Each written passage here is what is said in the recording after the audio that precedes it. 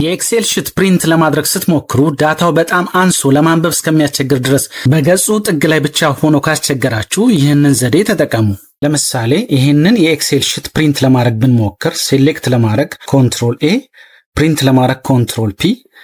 ከዛ እዚህ ጋር ስናየው የኤክሴል ሺታችን እዚህ ጋር በጣም ደቆና በጣም ትንሽ ሆኖ ነው እንደገና በገጹ ጥግ ላይ ሆኖ ነው የምናየው። ስለዚህ ይህን ለማስተካከል እንዴት ነው የምናደርገው? ፕሪንት የምናደርገው የኤክሴል ሽት እንዳይደቅብን ከፈለግን ወይንም እንዳያንስብን ከፈለግን መጀመሪያ አንዱን ሴል ትመርጡና ሴሌክት ለማድረግ ኮንትሮል ኤ፣ ከዛ በኋላ አልት እና ደብሊውን ትነካላችሁ።